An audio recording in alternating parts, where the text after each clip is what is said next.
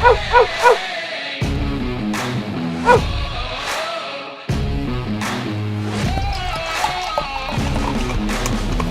to another edition of the Dogger Pass podcast. This for UFC Vegas 29. I'm Paul Shaughnessy. We'll be joined on the line by Cody Saftic in one moment. And Pat Mayo is on the sticks this week, breaking down a card that's it's a little dusty. But like we got spoiled last week, so it's hard looking at an offering like this coming off of a masterpiece of a card last week that really couldn't fail. Cody Saftic, how are you doing this week? Yeah, probably suffering from the same hangover as everybody else. You got a massive pay-per-view where, dude, the whole thing top to bottom was kick-ass. Like the prelims were good, the main card was solid, everything, as far as I'm concerned, lived up to expectations. It was a hell of a card. And then they give you a free fight night. And I say free fight night because there's no way that they could not give you this card unless it was for free. And because it is, we're involved, obviously. I mean, we'd cover pretty much any fight regardless. But, I mean, from an entertaining standpoint, this can be a good card. Yes. I just mean it's like, it's hard to get up and do the tape study when you're used to watching like premier mixed martial arts. And now you got to go watch and rewatch Negumereanu, and you got to rewatch Wellington Turman, and you got to rewatch, even your boy Alexei Oleinik, right? That's a pleasure to go back and rewatch. But my expectations for him at this stage, certainly going back and rewatching the last couple performances, especially like, oh my God, tough go at things. So last weekend could have been epic. Jamal Hill ruined it, but the fights are still entertaining. This time around, maybe the fights ain't as good, but as long as we don't have that Jamal Hill killing us, we'll make it entertaining ourselves. You know what? Shouts to Jamal Hill, though, because what I learned from that is that guy's going to fight for your money. He did not come away with the win. He got his arm literally was dangling around. He was still willing to go to the bar that night with the guy who broke his arm. All right. I guess he didn't break his arm. He just dislocated it. Apparently, he's got full range of motion, so we should see him back in action.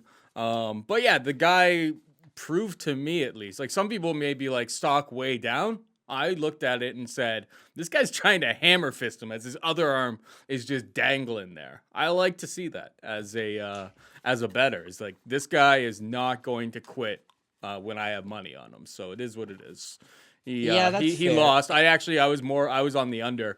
I had a little sprinkle on some of your parlays and stuff, so I lost some money on that. But yeah, no, I was on the under in that fight, so I got it all back in terms of those parlays. But let's quit harping on last week's card and get into the action on this one. Chan Sung Jung, the Korean Zombie, takes on Dynamite Dan Ige. Straight pick 'em here. Who you got, Cody? I got to go with Dynamite Dan Ige, or really Dynamite or Dan 50K Ige. I mean, yeah, he's another guy like you mentioned, someone who's going to go out there and fight for your money. That's Ige. Ige is super durable. He's aggressive. He likes getting in your face. And he likes mixing it up. Did he show limitations to his overall game in the Calvin Kattar fight? Yes, absolutely. But for my money's worth, at 145 pounds, he's got some of the fastest hands in the division. He's got legitimate power. He had never had to get extended into those championship rounds before. And listen, Calvin Kattar is a G. You want to talk about a guy that's got durability. Calvin Kattar, putting this guy away just doesn't seem to be possible at the moment. He's also got, he's tight, he's technical, and he's a lot taller than Dan Ige. He's got like a 4-inch height advantage. Reach advantage is actually the same at 72 inches, but that 4-inch of height advantage, when you rewatch the fight, Ige's coming up just short on a lot of these punches. Now he's landing a lot of punches, but he's also it's like a 35% clip, right? So the longer the fight goes, Calvin Kattar does start to piece him up. Ige's also got an issue where he wears a lot of damage. Jabs will bruise him up. Even in the lead up to this fight, you go on his Instagram, you check out all of his social media, like universally, he has 2 black eyes in almost every picture. But again, he's a grinder. He's a guy that's going hard to the gym at Extreme Couture. You see him make a ton of improvements every time out. The fight with Julio Arce, his UFC debut, he loses to Arce. And the improvements, if you look at both guys are really talented prospects, especially at that time. Who's made the improvements since then? It's Arce. He's the guy grinding. He's the guy that got the Ali Abdelaziz hookup, and he's still taking tough fights. But again, it's still a work in progress. You look at the win over Edson Barbosa, split decision. A lot of people are going to say it's a robbery. I disagree. And I had Edson that night. Edson beats in the first round. Edson drops in the first round. But again, Ige just keeps coming at you. The Calvin Kattar fight, he's down 2. I thought he won the 3rd round, loses 4 and 5, but doesn't quit on himself. Goes the 5 rounds. And then that Gavin Tucker fight, this is an accumulation of he's got those fast hands and he's got legitimate power. That's the only, he throws 3 punches. The first 2 are blocked, and that third one is the only punch that connects, and it knocks him out stiff. So Again, I think it's all a work in progress for Ige, but where does this guy lack skill? So we know that he can wrestle. I think he was only like a high school level wrestler, but a solid high school, maybe a state champion in Hawaii. And wrestling doesn't seem to be an issue for him. Is he going to have trouble taking down the Edson Barbosas of the world and the Calvin Katers of the world? Yes. Is he going to struggle to take down Korean Zombie? Yes. Korean Zombie, great takedown defense, but he can. He can mix it in. Durability, solid. You know, the guy can take a punch. The guy's got decent, I'd say pretty good cardio. In a 3-round fight. Yeah, I mean, durability is not an issue. We saw him go 5 rounds just the one time against Calvin Kattar, and at least he pushed right through. We know he's got good striking. We know he's got good submissions. He's a BJJ black belt. Again, this is a guy that's extremely well-rounded. Now, I took him over Calvin Kattar, and you remember this. I got shit on huge. And then he proceeds to go out and lose a 49-46. So, you know, I got egg on my face. But the result is this Gavin Tucker fight, you know, he's less than a 2-1 favorite. And it's like people are disrespecting him. Gets the easy win over Tucker. To me, it's all just the build of his career. Like, he's going to have to lose a few spots here and there to make those improvements. But at 29 years old, he is coming into himself. And again, here's a guy that's dangerous everywhere. Now, Korean Zombie, at his best, absolutely at his best, is a problem for anybody. I just don't think at 34 years old, he's the best version of himself. He's had a career worth of damage, whether it be knocked out, whether it be injuries, whether it be dislocating his shoulder in that Jose Aldo fight. Takes 4 years off, probably the best 4 years of his career, you know, in terms of an athletic prime, to go serve in the Korean military. Comes back, and listen, it's been exciting, Paul. I just want to bring up the fact that those 3 wins over Dennis Bermudez with a first-round knockout, Hanato Moicano with a first-round knockout, Frank Yeager with a first-round knockout. Bermudez goes on to retire thereafter, had durability issues. Frankie's on his way out. Retirement certainly getting close at this stage, because never once before, but at this stage has durability issues. And Hanato Moicano seems to have durability issues. Like, he's been getting knocked out. So anyways, if he goes out there and flatlines you in the first round, perfect. But if you wear on this guy, and I understand he was winning the air fight, you know, probably up 4 rounds before he gets knocked out, but still, that's all the accumulation of the damage on him. And it does come to a standpoint, this Brian Ortega fight. Now, I believe you were on Ortega as well. I know I was. And Ortega's a 2-1 underdog against Korean Zombie. Mind you, this is a Brian Ortega that's billed as a grappler. He's a straight-up grappler. He's adding striking to his game. His wrestling's really not all that good. His cardio is fantastic. He's got the jiu-jitsu. That's why he's the 2-1 underdog. What he showed that night was a credit to him and how far he's advanced, but it was also a sign of the regression in Korean Zombie. He got battered pillar to post in the striking exchanges by Brian Ortega. Now, mind you, Brian Ortega has got like a 4-inch reach, less reach than Dan Ige, right? And yet he uses it extremely effectively, just hitting him with the jabs almost at will. He drops him in the first round with a check left hook. He drops him in the third round with a spinning back elbow, and basically just beats him all around. But it's not just the striking that had vastly improved. It was also his wrestling.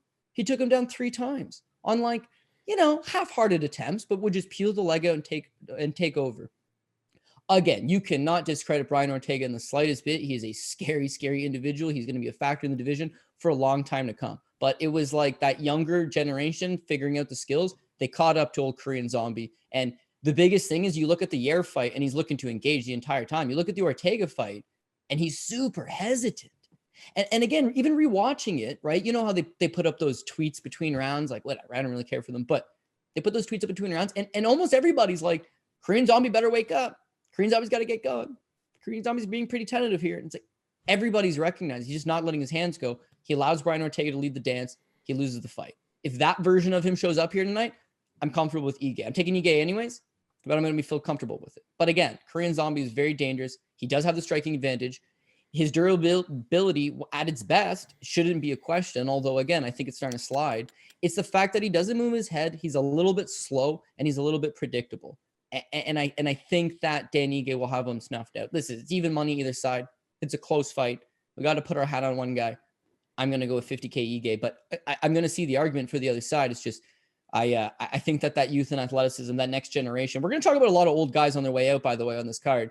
And at 34, you know, Korean Zombie's not completely at the tail end, but he's getting there, and Ige's caught up with him, I think. Well, you're not going to get disagreement from me in this spot. I haven't made a bet on it yet, but I was waiting for it. I went back, watched the Kattar fight, and Ige does slow down a little bit there, especially in like rounds 4 and 5. But tough matchup. Kattar's got some of the best boxing in the division. He fought a very, very smart fight, but it was very razor close, especially those first 3 rounds. And that all, you know, it was his first 5-round fight. It all adding skills to the, to under the belt, getting those rounds in. I think that's all good for him. Obviously finishing Gavin Tucker the next time out. Gavin Tucker's had just world class like durability in a lot of his fights, and he just pummeled him real quick. And yeah, Chan Sung Jung against Ortega. Went back and watched that fight. I don't know. Maybe it was because it was on Fight Island. Maybe it was like a weird timing or something like that. But he looked lost pretty much the entire fight. Like he just didn't really get off. He was very confused. Maybe he was just as shocked as all of us were in the improvements that Brian Ortega had made with his hands and his striking game. But yeah, I'm 100% with you. I'll be making a bet on Dan Ige as soon as we get off of this podcast, to be perfectly honest. Next up, it's a tough one for me there, bud. We got Sergey Spivak taking on Alexei Oleinik, all 43 years of old of Alexei Oleinik. I was hoping that after Dawkis's fight last time out that we wouldn't have to see the old warhorse, the guy who I'm wearing the damn t-shirt for on the program. Love this guy, but man, oh man, was that a tough scene watching him fight against Dawkis. He goes in there, tries to hold up Dawkis up against the cage. He throws like a couple like real loopy overhand rights, closes Always distance, tries to get him up against the cage, realizes he's not able to get takedown. He's like trying to get like a standing Camur grip, and then just gets like turned around and just pounded on. He looked slow. He looked every bit of 43 years old. We've seen him progressively looking worse and worse and worse. Taking on Spivak here. The one saving grace, and maybe this is just the fanboy cap. I'm not putting money on the Alexei Oleinik here, but the one saving grace is that Sergey Spivak does his best work from top, and you can't get that Ezekiel without being on your back. That's where Oleinik's trying to pull guard. Like that's where he wants this fight to be. Maybe he lands like a looping shot. I even saw like Oleinik by submission is like plus 325. It's just not enough. It's not enough for me to part ways with my money. I know that this guy's old and broken. I'm gonna pick Spivak if I had to, but I can't touch money. I'll be cheering against my bet if I bet on Sergey Spivak. So it's a straight up pass for me. But I'll be cheering. I'll be cheering for Alexei. Dude, straight up, this one comes down to it, in another moment in time, Alexei Oleinik beats the crap out of Sergey Spivak. But this current moment in time, no. And that's the problem, is that you mentioned the fact he's 43 years old. He's decrepit. He's got the most fights, not in UFC history, like UFC fights, but he's got currently the most fights in MMA, anybody on the roster. The most MMA fights. He's the most experienced guy. He's got the most submission wins in MMA history. I consider him the number one guy ever for submission wins, because the two guys ahead of him are Shannon Rich, who threw a lot of fights, and what's his name, the Iron Man, Travis Fulton, who threw a lot of fights and is a child pedophile. So fuck those two guys. The number one OG gangster of the submission world is Alexei Oleinik, rightfully deserved. He subbed my Croatian boy Mirko Krokop. At that moment, it was like, damn, this Scarfold's for real. And then made a UFC career at the tail end of his athletic prime. Guy's in his 40s, he's signing in at the UFC. In his late 30s. He's a middleweight who fights at heavyweight and has just always made it work for him. Now, here's how he would beat Sergey Spivak. You remember just 18 months ago, but it was 2020 when he fought Fabricio Verdum. He lands a career best 94 significant strikes in that fight. And the thing is, you mentioned those wild, loopy right hands, left. He does that in all of his fights. He puts his head down. He chucks these massive bayungas at you, closes the distance, gets a hold of you, and tries to peel you to the ground. The thing with Spivak is he's got a good jab, because I was surprised he's only 6'3". Like, he's only an inch taller than Oleinik, and Oleinik has actually got the reach advantage on him. Mm-hmm. Well, that's another thing that makes him so legendary. Dude's got like an 81-inch reach, and he's a natural middleweight. Crazy. But all the same, Spivak likes to rely on that jab, but you'll notice Spivak gets uncomfortable in the striking exchanges in almost all of his fights and reverts to the grappling. He's also pretty low output. So again, you look at him traditionally, and these are the fights he's winning, but the fight with Vera, most of those ground strikes are where he gets the significant strikes from, but it's 51. The fight with Felipe, 73, that's a career high. Tybura, 26. The Tuivasa fight, 23. Wall Harris fight knocks him out early. I don't know that if you put volume on him standing, he'd be able to keep pace. So he relies on his wrestling. But are you going to take down Alexei Oleinik? Short, stout, guy that's going to throw up submissions, yeah, it's going to be difficult. I just think at this stage, all of that becomes a lot easier, right? You know, you mentioned the fact that Alexei Oleinik's 43. He's currently, as of right now, Wednesday, he's 9 days out of his 44th birthday. So like he's definitely, not only does he have these records for all this experience, like he's one of the older guys currently on the roster, and you can see him losing a fight here being released. But the UFC knows what they're doing. They got a guy who's got a cult status, cult following. They're making t-shirts for him, and people are buying said t-shirts. Deservedly so. Go buy yourself a Boeing constructed t-shirt, by the way. You give him to the next guy to build their name off him. So with Derek Lewis, you were trying to position Derek Lewis into a title fight opportunity or a bigger fight. He gets the win over Oleinik. Clearly the Chris Daukaus fight, you got a young, promising heavyweight who needs that jump. You give him that treatment. And then you got Sergey Spivak, who didn't figure to look like much when he signed to the UFC initially, but it's come a long way. Again, he's only, I think, 27 years old. He's putting all those skills together. So how this realistically plays out in 2021 is Oleinik will have trouble overcoming that jab initially. He'll eventually duck in and get the clinch. I just don't know that he's able to take Spivak down. Even if he does take Spivak down, he doesn't have the cardio to do it in the second and the third round. And Spivak's cardio has improved a long way. So not only do I take Spivak, but Spivak probably gets a TKO late in the second, maybe the price in the third. is like minus 140 on that. It's just like, ugh. That's I wouldn't want that 60% probability. It's just like, yeah, they've got, it seems like the books have like pretty much every angle on this one covered. Yeah. It just doesn't feel like a great fight to bet, in my opinion. Maybe it's because I'm such a Alexei Oleinik truther. But yeah, I think we've said all we had to say on that one. I mean, I imagine Sergey Spivak's going to end up on your parlays at the end of the week. But I agree. The only one thing that I would add is that like this is definitely an easier fight for Alexei than what he's been fighting. You know, he fought Chris Daukaus, who has way too much power. That's another thing with Alexei. He can't. Yeah, he does not deal with speed and power, and that's universal. Chris Daukaus, fast, big power. Derek Lewis, you know what? He's pretty fast for a heavyweight. Let's be real, huge power, right? Walt Harris, come on, he's got speed and power. Alistair Overeem, Curtis Blades lacks power, but he's got that overwhelming presence where he just keeps going at you, right? All of these guys are amongst the fastest heavyweights, and almost all of them are amongst the heaviest hitting heavyweights. So yeah, Alexei Oleinik can't deal with that level, but Sergey Spivak does not have the speed of those guys, nor does he have the power of those guys. It does come down to youth versus experience, and Spivak himself is not a fish out of water. He's not like he's one of these 8-0 guys with a promising career. Like he's already faced a couple setbacks. He's fought in good guys like Marcin Tybura. He's had to experience, he's gone 3 rounds and his cardio does check out. And that Vandera fight, you do see, again, it's a culmination of everything coming to fruition for him. He just looks a lot better all around. His striking looks better. His grappling looks better. His cardio looks better. His ground and pound looked a lot better. The Felipe Silva fight, he outside of the first round, second and third round especially, his best round. Cardio's there. So I think that's where he ends up taking out our guy. All right, we got Marlon Chito Vera taking on Davy Grant. Minus 200 Vera, plus 170 Grant. This is a rematch from 5 years ago. Went back, watched that one. I mean, I'm going to throw out the result. Obviously, Davy Grant came away with the decision win in that fight there. I'm going to throw that away a little bit. I think Marlon Vera was very, very green at that point. But Davy Grant is fighting a little bit here. I know he's 35 years old, but he's kind of coming into his own. He was, a highly touted guy on The Ultimate Fighter.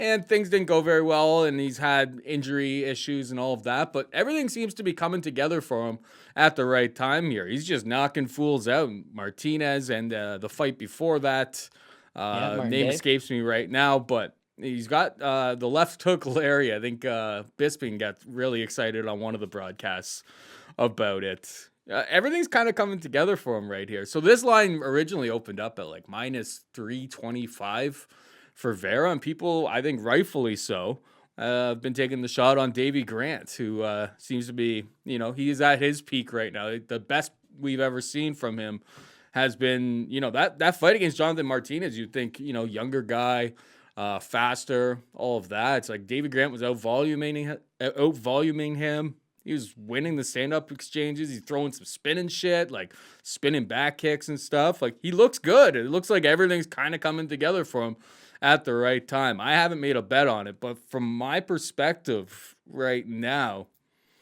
it's dog or pass.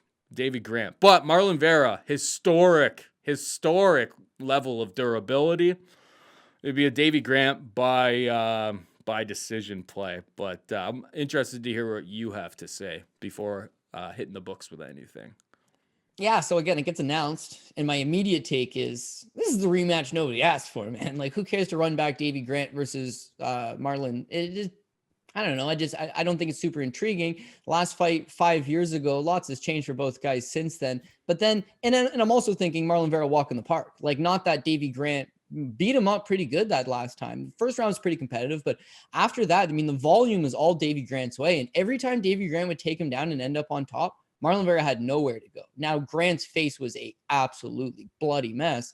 There was damage inflicted, but it's like, yeah, he had this kid outgunned for sure. Here's the thing, right? You have Marlon Vera, who's like 22 years old at the time, and you got Davy Grant, who's a 30-year-old man coming off the Ultimate Fighter. That's the discrepancy.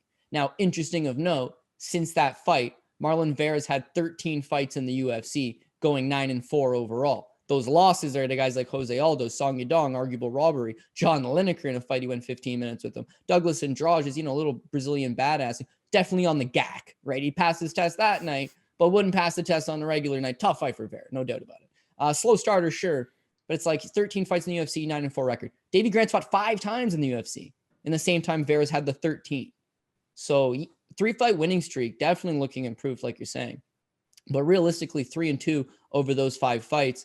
And I think that you could make a solid case that he's fighting lower echelon guys. The Grigory Popov fight, he wins a split decision, and it's not a pretty performance, man. He has to rely on his wrestling in that spot. He's got almost no striking. He's got almost no volume. It's a very low volume fight for Davy Grant as well. But the wrestling prevails for him. He gets the win. We're all happy with that. The Martin Day fight, Martin Day went 0-4 in the UFC and fanned out. Never won a fight in the UFC. Martin Day drops Davy Grant, right? He scores a knockdown on him. It is a competitive fight. And then Davy Grant pulls over down the stretch and knocks him out. Pretty dope.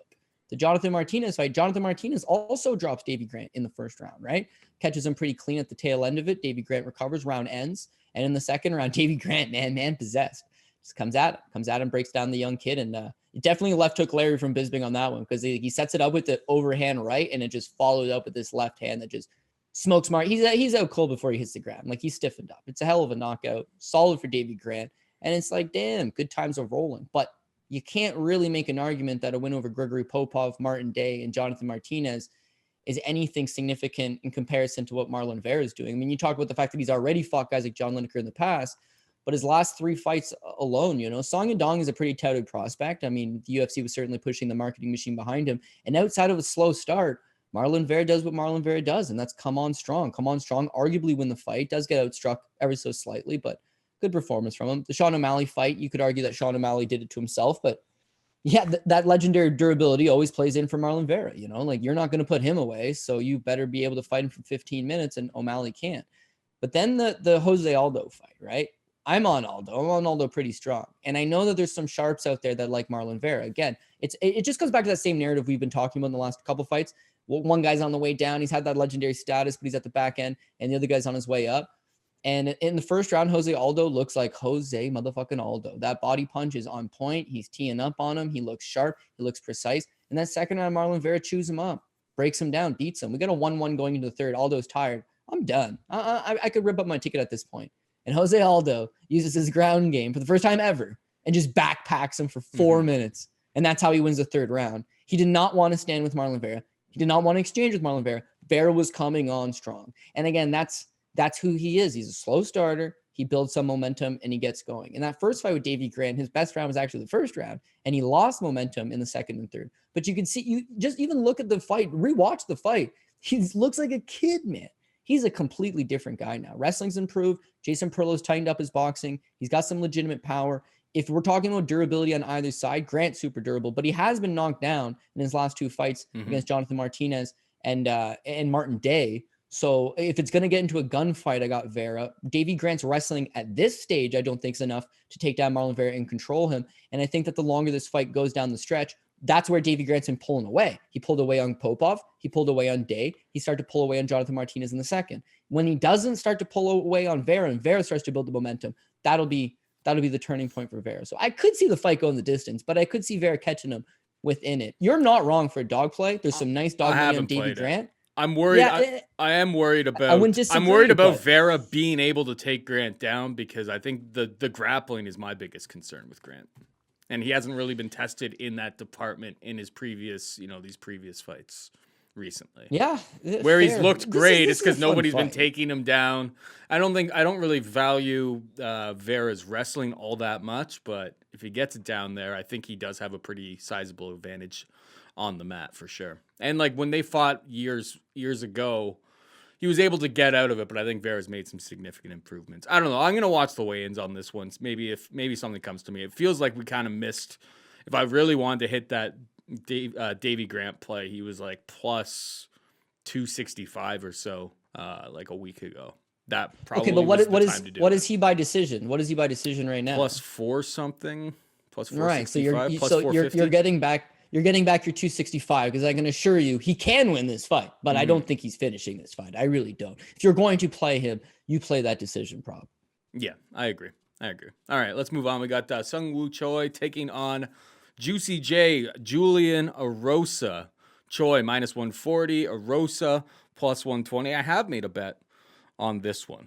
I've hit the under 2.5 rounds plus 120, and I guess a bit of a YOLO play. This is not one that I'm like super confident in, but Erosa by KO plus 700. I liked what I saw. I like what I've seen from Julian Erosa on this tenure, I guess, of his UFC experience. He obviously went away, got knocked out a bunch. I'm on that under more heavily because we've seen this guy's chin be checked multiple times before. But that Julian Erosa by KO plus 700, I mean, his last fight out there, just an absolute, like him against Landwehr. He is just going balls to the wall. And I know that Landwehr complains at the end of that fight about that stoppage, but he is wobbly. Landed flush. I think I was pretty upset in the moment because I think I was actually on Landwehr. I don't think I've ever bet Juicy J ever before in my life. But in fairness, like Landwehr's like, what the fuck, man? Why are you stopping this? But like he is swaying. Like he looks like me after a 2-4 on a Saturday night. Like he was looking pretty rough. And obviously that the Sean Woodson fight, it was a complete banger, and he's able to find the Darce choke in that spot. I think he's looked pretty good on the return season of his career here. Sungwoo Choi too. I went back and watched a fight from 2017 on like the Korean regional scene, and it wasn't much of a punch, and he gets absolutely flatlined by some dude I've never heard of before. So if Juicy J comes out like he did against Nate the Train, I don't think it's too crazy to think that that Juicy J scoops up another knockout win here. Yeah, so I'm on the under 2.5 plus 120, and I'm on Juicy J by KO plus 700. Tell me I'm wrong. Yeah, you're not necessarily wrong. I think I would be almost tempted to, if I was going to take Juicy J with that inside the distance over the straight up TKO. I know it's 700, but he's got a nasty submission game. The thing about him is that he'll beat your ass until you present your neck, and then he'll scoop up your neck. And that was the Woodson debacle. You know, he was putting so much pressure on Woodson, backing him up from the second round onwards. Even the first round, you know, he got knocked down in the first round. He loses the first round. But the pressure he puts on Woodson early, it's just like, oh, man, one of these guys is going to falter because their cardio is not going to check up. But Erosa's got killer cardio. I mean, he's a guy that's fought 5 rounds before. Like, cardio is not an issue for him. I mean, he will persevere. You got to knock him out. And you mentioned Bet yourself. Dude's been knocked out 5 times before. I think all 5 times in the first round. There was a time where it's like, oh, his chin's not that good. But again, you got to be a pretty good size hitter to hit him and knock him out. Woodson is a volume guy. Woodson fails to knock out the majority of his professional competition, hits you 100 times significantly, you know, lands some nice shots, but for the most part, he's not huge on finishes. You know, when he failed to put him away, that's when he starts to take over. Nate Landwehr should have had that power. He should have been able to chin check him, but Rosa beat him with the punch. And he's kind of like a poor man's Dominic Cruz. Like, he loves that footwork. He fights with his hands low. His head is on display, and he got good head movement. But even with good head movement, with your hands both low like that, you're going to get hit. He doesn't deal particularly well with the jab because when his hands are low at range, he's most susceptible for a long range jab. Woodson's able to use it pretty good, but then he backs up Woodson and takes the jab away from him. Sungwoo Choi's got an excellent jab. He's a big guy at 145 pounds, 6 feet tall, stands his ground pretty good. He's stronger physically than Woodson and will have a better time, again, standing his ground, not having to move backwards, and the jab will be money for him. But again, I go back to that Yusuf Zalal fight, and in the first round, his takedown defense looks much improved. The jab's working for him. Jab's also working for Zalal, by the way. But first round, Sungwoo Choi. Close, Sungwoo Choi. Second round, much better. Zalal, again, can't take him down. Sungwoo Choi wins the second round. Jab's working for him. All good. But in that third round, dude, he does look tired. And he actually gives up 2 takedowns to Zalal in the third. Striking doesn't look nearly as good. He does seem to fatigue in that spot. And Yusuf Zalal is not a guy that puts a whole lot of pressure on you. And yet he was fatigued from the 15 minutes of exchanges with him, right? I think with Julian Erosa, yeah, he puts way so much pressure on guys. If you don't knock him out, you're going to have to eventually get into a sloppy slugfest as you start to fatigue. And he kind of prevails in the sloppy slugfest. He's shown it. I myself see myself going with Sungwoo Choi. Again, I think that he's physically stronger than Woodson. He's got a better chin than Nate Landwehr, I suppose. I know he has been knocked out that one time, like you're mentioning, but that was a while ago, 4 years, I think, to be exact.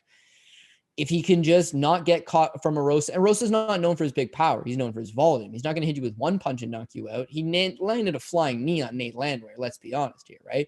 Against a 6-foot-tall opponent, Sungwoo Choi, if that crazy stuff doesn't work, I feel like the jab from Choi on the outside should be able to carry the day to a close and competitive fight. But yeah, again, if I'm looking for a fight that I could pass on this card, this one's competitive both ways. And because I am, as I normally do, agree with a lot of the favorites, you got to recognize which underdogs got the biggest chance to shit in your apple pie. I did not recognize Paul Craig last week. This week, hopefully I'm going to do a better job of that. And I feel like I don't want Sungwoo Choi super high in my cards because all the arguments that you made with Erosa, extremely valid. I do see them, but I think that the jab and the durability is going to prevail for Choi.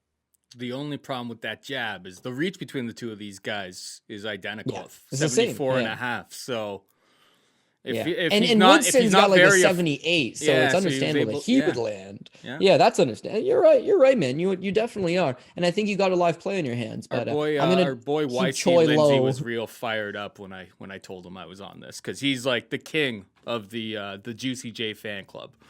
And to be exact, he's been on that train like long before he left the UFC, got cut and all that stuff. Like YC Lindsay never gives up on his boy. He was the biggest underdog against Woodson on the whole card, right? Cashes as a 350 underdog, and then cashes as a plus 110 underdog against Nate Landwehr. So yeah, again, you got an opportunity here to potentially cash him as another. I guess he's what, plus 110 again? Mm-hmm. No, he is plus 120. Yeah, right, plus 120, but.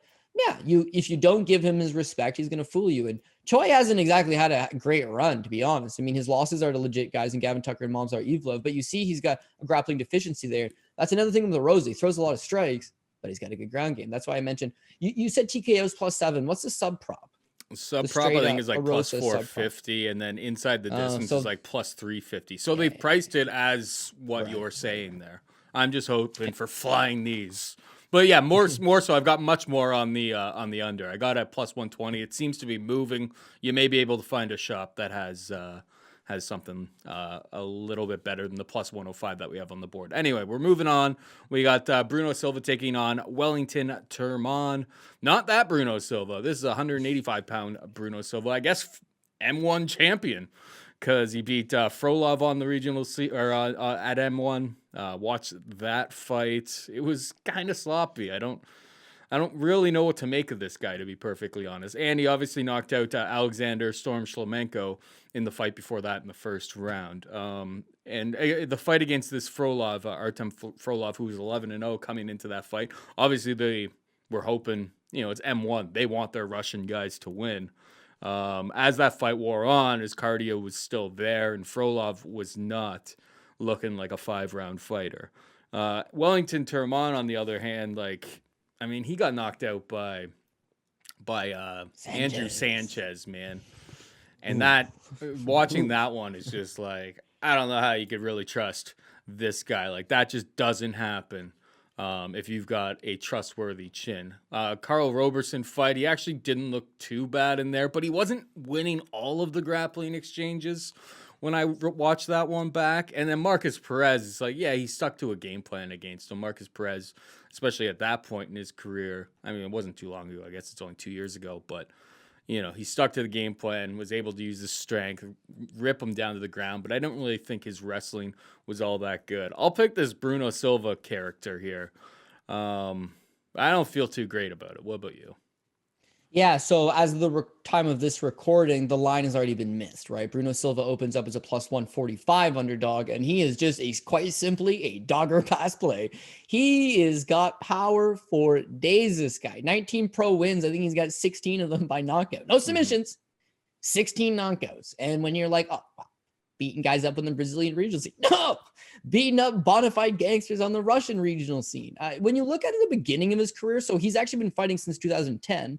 11 years of pro experience under his belt, but really he starts off 5-5. So all of those losses you're seeing on his record, for the most part, are a long time ago, dude. In 2013, tries out for the Ultimate Fighter, loses to Vitor Miranda.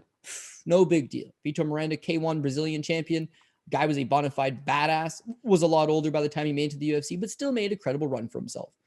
Solid. But as far as Bruno Silva, back to the regional scene. When he signs with, by the way, the only other loss Moise Ribon. Ribon's an absolute gangster. A little bit older, but submission game for days. He's at a Phuket top team and just a guy that's been around and fought in a lot of credible guys. So the average fight fan probably doesn't recognize it, sees he gets submitted, writes him off, but he's legit. It's that run in Russia, right? The Gennady Kovalev fight. So Gennady Kovalev, he goes out there. Kovalev's a lot shorter than him, but you see how he just lets his power go from either side. Like he's got a good knee up the middle. Big power, pressure. And whenever you're in the clinch with him, he'll chip away with knees to the body. Kovalev tries to press him up against the cage, but the guy's so tall that his knees are still landing from the clinch. And it's like you see it happen in slow motion. It's like, dude, he better stop dipping his head to that side. All of a sudden, tie plumb, knee up the middle, boom, Kovalev knocked out. The next fight, Alexander Shlemenko. Shlemenko shouldn't need an introduction, Bellator champion. Guy's fought some of the best guys in the world. Very, very durable. One of the best strikers Russia's ever produced. So crafty, so much experience. And you have to knock him out or they're going to fuck you on the scorecards. And what does he go out and do? He lands like a 15-punch combination. Everything stuns Shlemenko. The ref gives Shlemenko all the time in the world to recover. But even he realizes like, oh, man, I got a dead body on my hands. Mm-hmm. It's like, oh, this is huge. Now, mind you, there was a betting line. Not live, sorry. There's a betting line for that Shlemenko fight. Bruno Silva's a plus 515 underdog. Pulls the upset. When they booked him against Frolov for the M1 title, he's a plus 450 underdog. Again, he's not supposed to win these fights in Russia. And by God, Paul, they do everything in their power to screw him in that Artem Frolov fight. Why did he keep getting stood up when he was on top? Frolov's on top. Let him fight. As soon as he would end up on top for like 20, 30 seconds, they'd be like, action, stand it up. They really did try to blow it for him. He looked massively gassed after the first round. That was an issue for me. He knocks out Gennady Kovalev in the first. He knocks out Shlemenko in the first. In that second round versus Frolov, he looks completely deflated. But he catches a second wind. Wins the third round. Going into the fourth round, he's a much fresher man, and he gets the knockout. He's got crazy power. If that cardio is going to be able to translate into a 3-round affair, and he can keep it going for 3 rounds, he's going to be a serious problem for a lot of guys. Now, he signs with the UFC on the basis of he's just picked up 3 huge wins in Russia, where he was a sizable underdog each time. He's got a very fan-friendly style. He's all about the knockouts. He's credible. So they signed him in, and he tests positive for Bolderone, like right off the top. So he's on the gear too. Yeah, I know, and that's a muscle masser, like something that's going to add some size to you. But he's fighting in Russia. All the guys he's fighting in Russia are also on it. For sure. Yeah, no, they're on it. So he's on it, and he's at Evolução Thai in Brazil, so like it makes sense. But when you sign with the UFC, it's an out-of-test competition, like an out-of-competition test. And I guess he's just like, oh, I don't know how I got in my system. And they're like, well, what supplements are you on? And he couldn't even provide them with that. So USADA gives him 2 years. He goes to an independent arbitrator.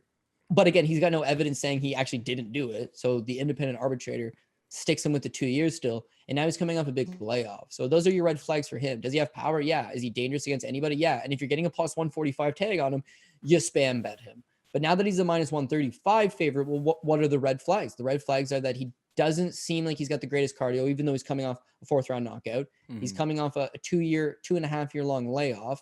Still only 31, so it's not like he's over the hill by any stretch. But takedown defense is the last thing, right? Shlemenko stood with him entirely. Gennady Kovalev pressed him up against the cage, but didn't really pursue those takedowns. And the Artem Frolov fight, Frolov had success taking him down and holding him down, and that's what it was able to kind of tire him out a little bit. Wellington Turman is a shoot-to-box guy. He comes out of Curitiba, Brazil, and yet he does not want to strike, man. He wanted to strike against Andrew Sanchez, and that didn't go well. But in all of his fights prior to that, he's looking to just get a rear waist body lock on you and just dump you to the ground, rinse and repeat. The Carl Roberson fight is close. What costs him that split decision is that he keeps getting reversed by Roberson when he does get the fight to the ground. The Eric Perez fight, as you mentioned, he takes Perez down pretty much whenever he wants. And then the last time against Sanchez. Sanchez is a three-time, I think he was a junior college national champion, and he's a three-time D1 All-American. So, like, good luck taking this guy down, bud. And when he failed to, he didn't even really try, but instead he's just like, I'll stand in front of him and throw hands. His hands look faster than Bruno Silva. And he does have some decent power, but I just don't think if he tries to get into the firefight, he's going to himself get knocked out. The difference here is that against a tall man, you should be able to get under him. You should be able to get those double underhooks, and you should be able to peel him to the ground. He's also only 24 years old, so chances are he is going to continuously be getting better, and he's not coming off this long layoff. So those improvements should be a lot more apparent. Now that the line is reversed, it almost seems like Wellington Turman would be your live underdog play. He was a minus 170 opener, and now you can have him at plus 115. So, right. I don't think this guy's wrestling's all that good. I like watching his fights. It looks like it's just all muscling. He's trying to muscle guys to the ground. All of it. The technique of the wrestling is not super solid. I'm curious about Bruno by KO plus 200 I see out there. Again, solid play, because how does he win this fight? He got knocked out by Andrew Sanchez. And the other guy's got a long history of ice and fools. Credible fools, So yeah, I think the knockout play. And how do you and I attack this? Maybe we go for the under 2.5. Either Wellington Turman gets knocked out, or if Wellington Turman can, even then, Turman's not really much of a finisher himself. If he's going to win, I see him kind of grinding. Mm-hmm. I just don't. The last point I'll make here, and then we can move away, is we mentioned Bruno Silva's cardio not very good. Wellington Turman muscles everything, as you mentioned, and as a result, he gets real sloppy too. Like the Perez fight, man, that got sloppy late. And the same thing with the Carl Roberson fight. Like everything, eventually his hands are low. He is hittable. He had never been knocked out, so he's got durability. But then seeing Andrew Sanchez crack the code, knocked out for the first time, seeing it was Andrew Sanchez was the guy that did it, is like bit of a cause for concern. And then the last point is like Sanchez lights him up again. It's like a 6-piece combination. They all land flush. But that last one, Turman's down. He's knocked out the whole way down. Like, it's not just a knockout. It's terminated. Not just the ref. Yeah, he got fucked up, my friend. So how do you come back from that, taking on a guy like this? Like, I don't know. So I might go for that under 2.5. The Bruno Silva by knockout, certainly live here. And if you jumped on the opener, and that was the move. But outside of that, it's kind of getting, it's a dicey fight, right? You got two guys with some question marks on them. For sure. All right, we got Diego Lima taking on Matt the Immortal Brown. Diego Lima is minus 170. Matt Brown is plus 145. Matt Brown, 40 years old at this point. He looks like he can kind of go out there in the first round and kind of lay it on you. He put Beza in a bunch of trouble early on in that fight, but as the fight wears on, the cardio seems to wear down. Diego Lima, historically we would always talk about this guy's chin and how it wasn't very good. I think that a lot of that is pretty overrated, but I'm not too confident in Matt Brown's ability to fight 15 minutes. I know he did against Carlos Condit, but Carlos Condit also at the end of his career at this point in time. After Means versus Hot Chocolate Roberts dropped off the card, which was my favorite play on this entire card. It was like under 2.5, plus 140. I was jamming at multiple books the other day, just jamming money at that one. And unfortunately, that fight is not taking place anymore. So I threw a little bit on the under, and I got it at plus 125 when I bet it between these two guys. I see it like plus 110. But if you do a little bit of shopping around, I'm sure you can probably get something close to the plus 120. I'm just not very either Matt Brown, shows us the Diego Lima who was a little bit chinny before early on in the fight, or Diego Lima finds him maybe a little bit late.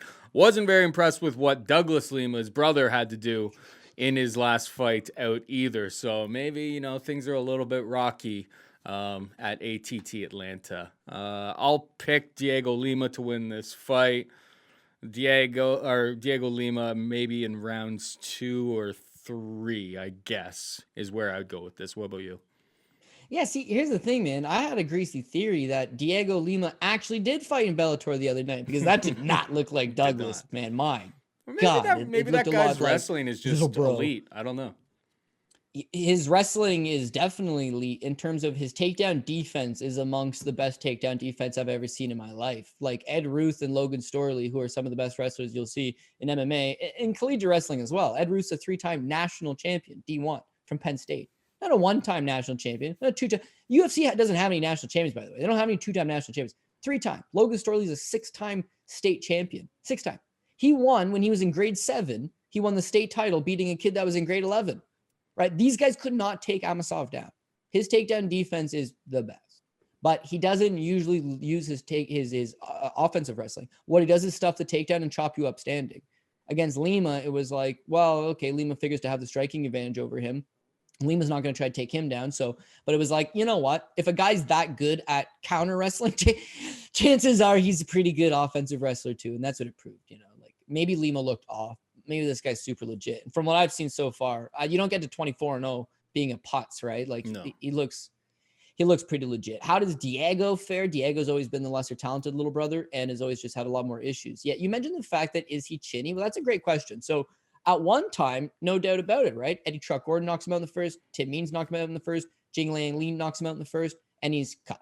And pretty much the first punches that land are knocking him out. He's released from the organization, right? He fought Jason Jackson on the regional scene, but of course, he got knocked out in the first. Jason Jackson does not knock guys out all that. No, I know. He's got an educated jab, and he's a guy that can go 15 minutes all day. He's crafty. He defensively, he's pretty sound. Counter wrestling's pretty solid, but not known for his power. All he needs to do is just land one clean punch. But this is his run since he's come back. Jesse Taylor, power wrestler, not a puncher, right? Houston Okami, over the hill, fighting up a weight class. And I guess he was at 170. He's down a weight class, but you know what I mean. He's not a puncher. Chad Laprise, you knocked him out before it got going, and I guess Chad's not really the biggest power guy, but Court McGee dropped him, right? Luke Jumo, Bilal Muhammad, none of these guys pose the threat of the knockout. Let's be real.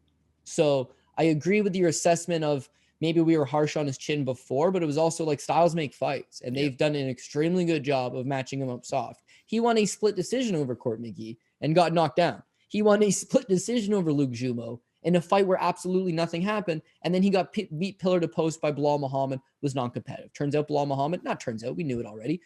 Bilal Muhammad's pretty solid, but again, he's a generalist, and Diego Lima got defeated in every aspect of MMA by said generalist. So what's the upside for him going forward? Nothing. The only thing that he carries in this fight is that he is the younger man. And he does, I don't want to say have better durability, because again, I think he's got his own durability issues, but the saving grace for Matt Brown here is that the other guys that we've talked about, the UFC is building these guys up, right? The spot with Alexei Oleinik, they're building up a Sergey Spivak, the case with a Korean zombie at 34 is a little bit older, regardless, it's that you're building Dan Ige up. You're building up that level. Diego Lima's not being built up. There's nothing for the UFC to gain out of this man. They've used him many times before. He's not particularly the most marketable. His fights aren't exactly pretty good. He's squeaking out split decisions over guys like Luke Jumo. There's no benefit here. So it is a favor fight to Matt Brown. And it's like, well, here's a fight that theoretically you could win, because Matt Brown does have that power early, as you mentioned. And if he lands it on Diego Lima, he could theoretically knock him out. He does still have that. But Matt Brown was known for his legendary durability and his legendary cardio. This guy did not go away quietly. No. You had to hit him to the body to put him away, because he can take a hell of a shot to the head and he just never stops coming at you. But over the last number of years and the last number of fights, that has been the biggest thing that's left him. I also think that he's moving a lot slower. He had a bad back injury. And when he came back from the back injury, he linked up with Louis Simmons and Mark Coleman in Ohio. They're all Ohio guys. But it was really big into strength and conditioning programs. And he got a lot thicker. He got a lot bigger. He physically looks in good shape, but he's a lot slower than he used to be. He's a lot more robotic in his movement than he used to be. And I just don't think that with that added muscle, the cardio has kind of been zapped out of it.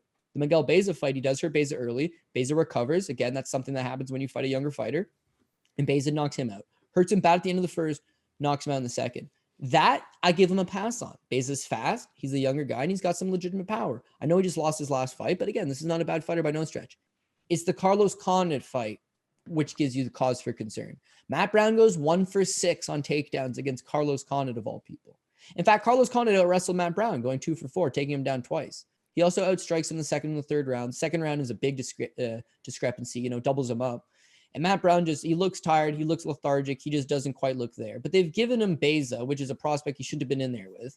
And they gave him Carlos Condit, who that fight made sense. And, he couldn't get one over a fellow aging veteran. But this fight with Diego Lima is neither of which. It's not a young up-and-comer that is looking to make a name off him. And it's not an aged veteran that already has a name.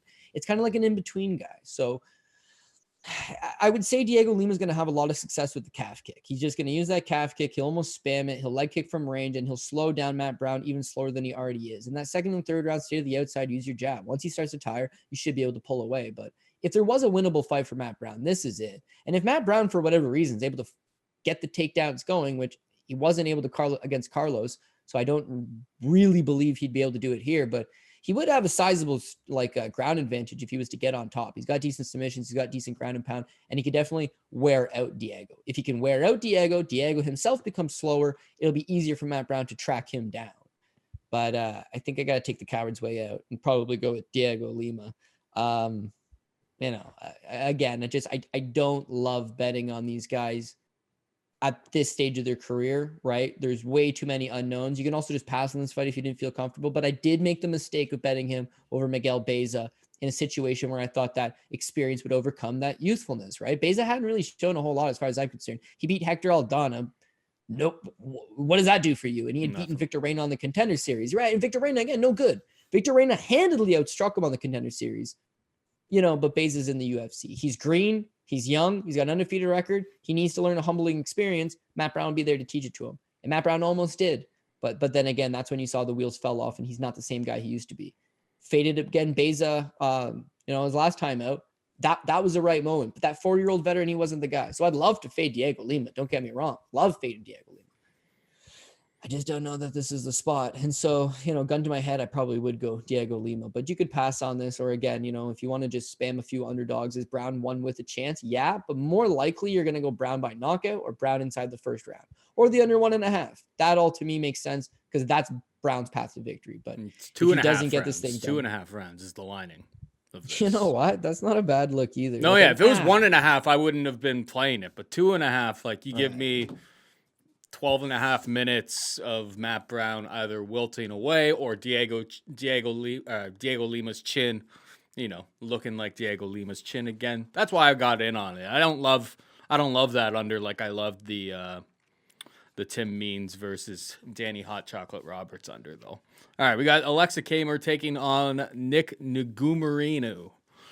Minus 240 Camur, plus 205 Negumereanu. Negumereanu probably had the most fraudulent 9-0 record I have ever seen inside of the octagon. I mean, this guy, he took on a guy who was 10-13, 2-15, 7-5, 12-41-0, 3-2, 2-1, 0-1, 0-0, 1-3. I mean, they were trying to call him at the beginning of his UFC debut against Saparbeg Safarov. They're trying to make up a nickname for him. They're like, "Oh, I've watched all of this guy's fights, and we should call him Nicky Nightmare because he just puts people to sleep." I mean, he got. In fairness, Saparbeg Safarov is just doing the most greasiest shit in the first round. First 3 minutes of that fight, he's holding the cage about 20 times. Leon Roberts doesn't really step in nearly soon enough to punish him. Finally does step in because he stopped the takedown and ended up on top. Steps in to stop him. Saparbeg Safarov throws an elbow long after Leon Roberts is trying to stop him. Takes away a point. Then round 2 and round 3, Safarov's a little bit more cage grabbing and all of that stuff. That's what he just does. He's such a cheater. But it was not a good look for Negumereanu. I'm going to call him Nicky. Nick is he's not UFC level. And I think Camur gets the job done here. But the one thing I will take away from that Nikki fight versus Safarov is that he took an absolute shellacking, was able to survive. So if I had to make a play on this fight, it would be the over 2.5 rounds, -150. I didn't play it though. I don't think Camur is anything special, but the one maybe saving grace that we could see from Nick is that maybe he's a little bit durable, able to survive this fight. But I wouldn't touch Nick Negumereanu. I don't think he would be a good bet at all, even despite pretty wide odds here. There's nothing I've seen to lead me to believe that this guy can hang at this level. What about you? Dude, I'm going to agree 100%. I mean, Nick Negumereanu, yeah, he just did not show any type of redeeming qualities. Keep in mind, he came to the UFC. He does have that ballooned up record. He's fought nobody.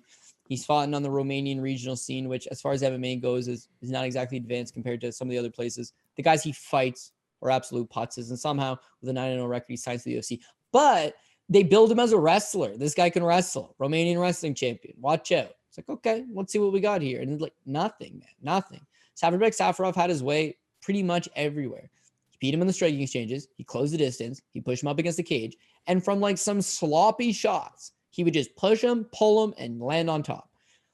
I'll admit, Negumereanu goes for the leg lock in the first round. That causes Spivak Safarov to grab the cage. I believe I counted like 17 times. Like the stupidest. I don't know. And you know what? Leon Roberts is a good referee. Surely you should have been like, dude, stop. But no. He gets all those cage grabs. He ends up on top. He gets a late shot in there, loses a point, could have lost 2 points, but it didn't matter because he 30-27 him. He kicked his ass. When the round resumes, it's the same shit. Second and third round, it's much of the same. Only you see Negumereanu, he's never been past the first or second round because when you're fighting guys that are 12-41, you're probably putting this guy away fairly easily. That's what he does. He beats them fairly easily. So in the first round with Safarov, he's competitive. Mind you, this is the same Spivak Safarov that's missing one ACL and has a 1-3 UFC record. The one win, of course, was on that night. He got 30-27 against him. But again, he did look competitive in the first round. The second and the third, though, he didn't. His cardio completely fell off. His wrestling's non-existent. His striking's non-existent. It was an abysmal effort. Now, the UFC doesn't usually do this, but sometimes with guys like Rocky Lee, if anybody remembers him, one fight versus Taylor Lapalus, they'll just cut you outright if they're like, this guy can't be fighting in the UFC. And I believe that to be the case with him. I thought there's no way you're giving this guy another fight in the UFC based on that performance. The one maybe silver lining, I guess, as you mentioned it, the guy took a shit kicking and wasn't looking to quit. Like he did have a pretty decent chin. He had some decent durability, and he was like 24 years old. So all he needs is time. They could have released him and allowed him to go to the regional scene, get some more experience, then bring him back. Instead, they kept him under roster, but did not offer him a fight. So quietly for 2.5 years now, he has not had a fight, and now he's coming back. Is the difference in any 24-year-old to 26-year-old going to be improvements? Yeah, no doubt about it. And in this guy having a wrestling base, if he can show up that wrestling a little bit, stylistically, could he pose a problem for Alexa Camur, who clearly can't defensively wrestle? Yeah, he definitely could. But it's like from what we saw, and that's what we have to base this on, is not good, man. Yargis Danho is in a similar situation. He looked really bad. He took like a 4-year-long layoff, came back. The difference there is that like Danho was fighting some legit guys. Like Danho was going in there with Daniel Milanchuk. Like I know the Colombo fight was pretty embarrassing, but again, he's testing himself. He's fighting some guys. He's a big heavyweight. There's a lot more unknowns at heavyweight. Like a bad heavyweight could eventually put a few skills together and win some fights. With Negumereanu, it's just like I just don't see him making those same improvements. His wrestling wasn't good to begin with. I don't think it's going to make anything drastic. It doesn't appear that he's gone to an ATT for 2.5 years and just like shored up his game altogether. And for a guy that made $12,000, maybe not even, probably $10,000 to lose that fight with Safarov, you don't just hang out, train full time for 2.5 years. Like surely he's got a job. Surely he's had to do other stuff in the meantime. It's just not a good look. It's not like he lost to a good guy, then disappeared. He lost to a bad guy very decisively on a 30-27, non-competitive, and then took the time off. So I can't get behind that. Well, Alexa Camur, he's not exactly great himself. He's pretty green. Doesn't really have like much of a combat sports background. He's a decent athlete in college coming up, and then he just lands that strong style fight team in Ohio, same camp as Stipe Miocic one day, and becomes a training partner for some of the guys there. Just becomes a body in the gym. What we see from him is that his boxing's okay. You know, he doesn't really overextend on his shots. Everything's kind of short, compact, decent right hand over the top. The Justin Ledet fight, it's pretty tit for tat. He doesn't deal well with Ledet's jab, but I mean, Ledet's one weapon is his jab, so that's understandable. But I mean, he chips away at him, gets the better of him for at least 2 of those 3 rounds. In the 3rd round, his cardio didn't look good. What's worrisome for me is the William Knight fight, where again, William Knight is leagues above better than Nicky, right? Mm-hmm. A much better level altogether. He's much physical, better shape physically. He probably does have some better wrestling overall. He's fought in a much higher level of opponents. You know, he's already got his UFC experience and Contender Series experience, and fought a guy like Defon and Jakui on the regional scene. Like that's all good stuff. That's all makes him a much more advanced opponent. But some of those takedowns were just like, I'm just going to lean to the right and you're going to topple over. Like, it was not a good showing from Alexa Camur in the slightest bit. I want to give him a pass. William Knight's not a good wrestler. William Knight's an okay wrestler. He looks great against a guy like Alexa Camur, but if that guy is taking you down and giving you problems, a lot of guys are probably going to take you down and give you problems. Nicky probably not one of them, but there is a world that exists where in those 2.5 years on the sidelines that he has made improvements, a lot like a Yargis Dano. And then he comes out here and just scores a couple takedowns and just lays and prays his way over. So that to me would be the one worrisome. I don't think that plays out. I got Camur. However, a much better way of attacking this. Camur is what, a 4-1 favorite, right? I think minus 240. Sorry, yeah. Who would bet him at 4-1? Of course, he's a minus 240 favorite, sizable enough. The way I would attack it, and you brought this up yourself, is the over 2.5. Yeah, for sure. If Nicky comes out there with some improved wrestling and made those improvements, all he's going to do is just ground him and hold him down. That'll be it. And if Alexa Camur comes out there and has his way, he's going to be low-ish volume. He'll chop away with the right hand, but it's 1-2 at a time. It's 1-2 at a time. There's no real pressure. There's no real punching combinations, and there's no real power. So again, I think it goes the distance. Goes the distance is minus 140, right? But the over 2.5 is minus 150. So just pay the 10 points and take the 2.5, man. Yeah, just in case things MMA get real sloppy and crazy at the end.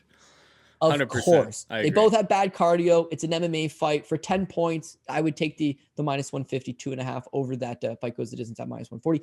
Again, though, because I'm a degenerate, when I would take Alexa Camur, I feel like I would try to improve that 240 by going with that Camur by decision as well. But props sometimes bite you in the the props aren't even all that.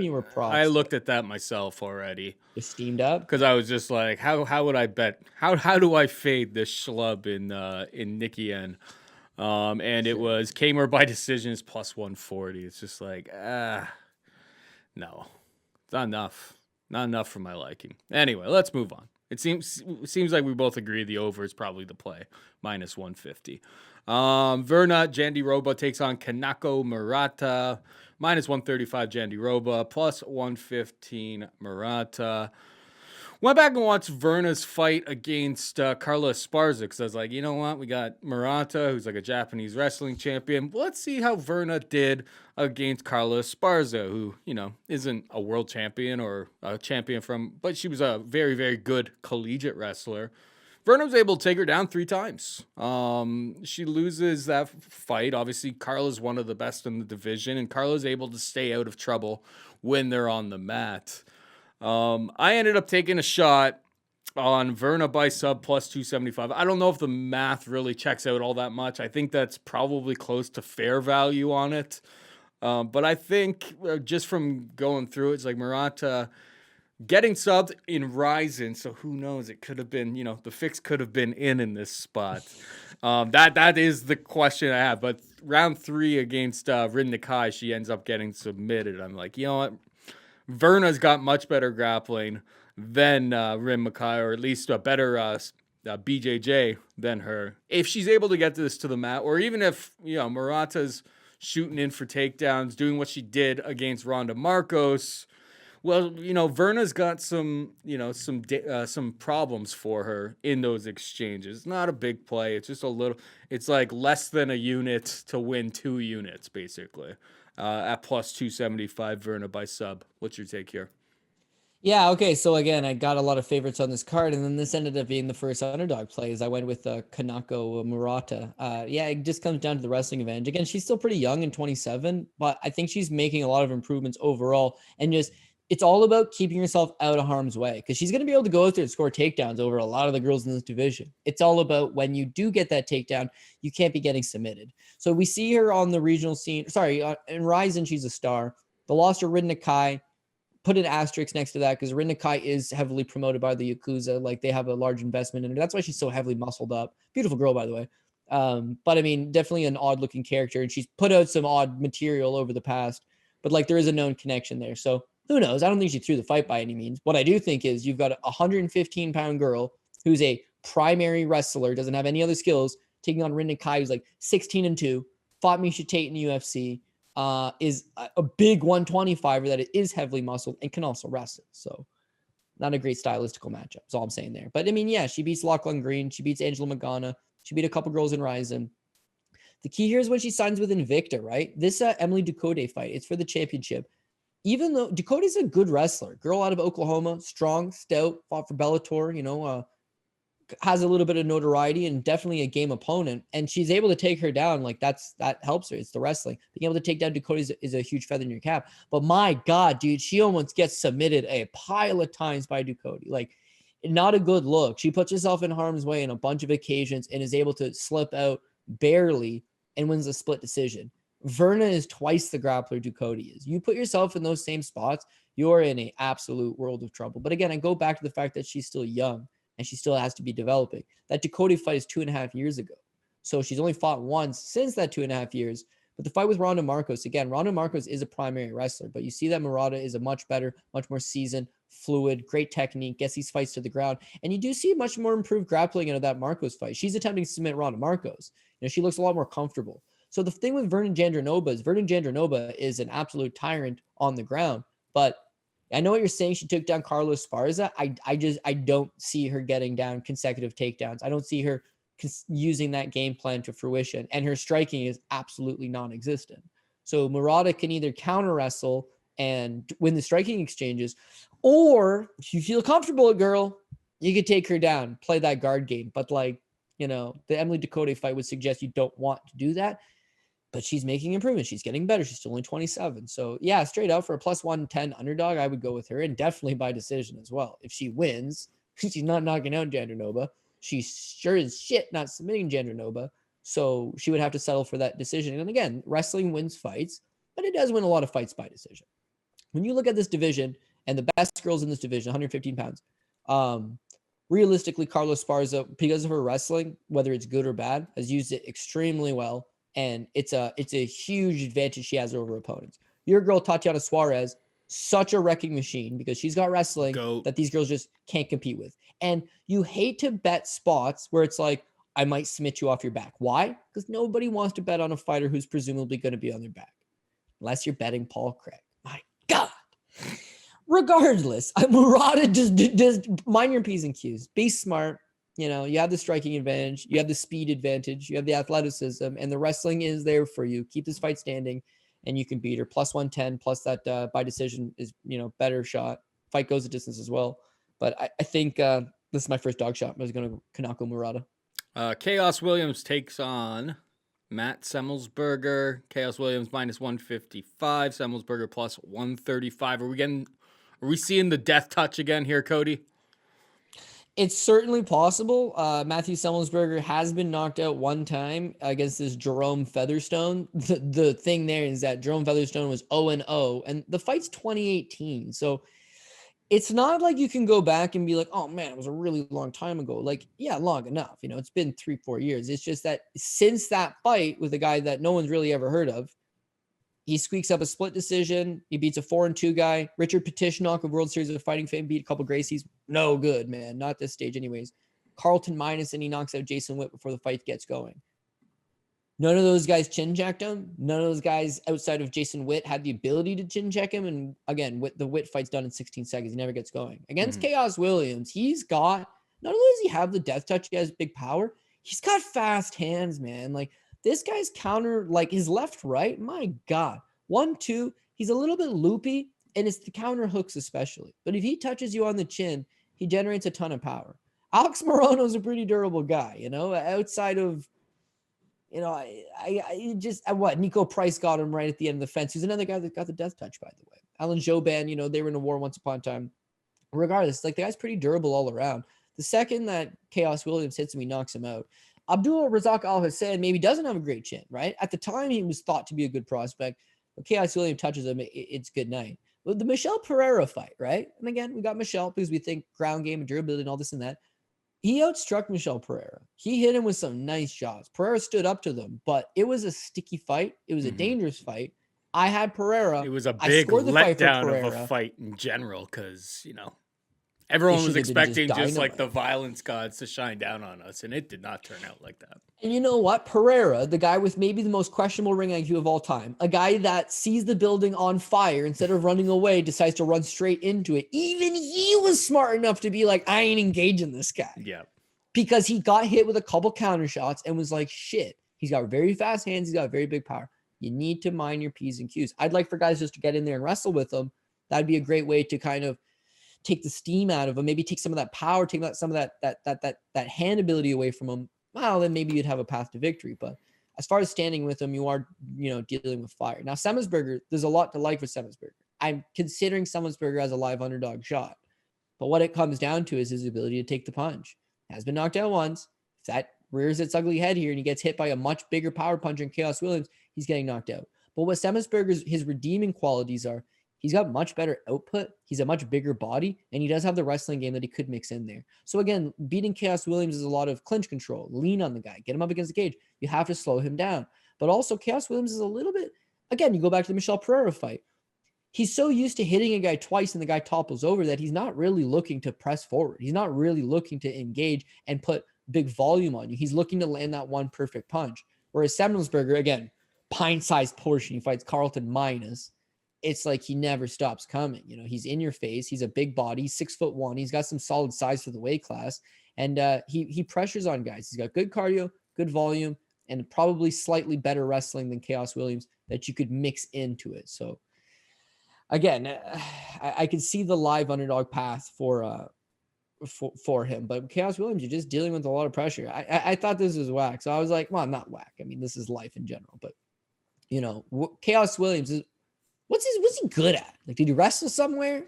Did he box somewhere? Was he like accredited athlete at some point? Or like, does he quite simply just have good hands, dude? So Chaos Williams' background. Not sure how this is on someone's Wikipedia page, but it is. Williams got his first taste of knockouts in 2008 when he floored another teenager in a street fight and shook his hands afterward. What? So these guys fight in the streets and Chaos Williams coming out victorious. I'll tell you that much. Yeah. Anyways, this is the greatest line in Wikipedia history right here. In July 2013, Williams became the first graduate of a cooperative online education program between the Jackson County Sheriff's Office and Jackson Public Schools. Williams earned his high school diploma through an online program while incarcerated at Jackson County Jail after being convicted of selling cocaine. He has since had a spotless probation record, has performed all his required community service. So, whatever. Does that mean anything? No. Does that attest to his character? No. He's young. He makes a mistake. It's fine.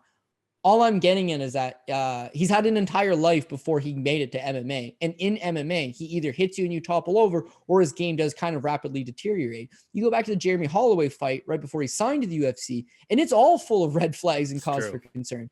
But we give him a pass because he dynamites Alex Morono, and he dynamites Al Hassan, and then Pereira's Pereira. So you're giving him passes here, but it's like, I don't really think he's all that good as much as he's got tremendous amount of power. So I need a second underdog. I think I'm going to go Semelsberger, but I could easily get knocked out in the first round. The last thing I'll leave you with is maybe Semelsberger is a better live bet opportunity because either he's knocked out before you pull the trigger on it, or if he can get out of the first round, that would mean everything. And then he might be down a round. Who cares?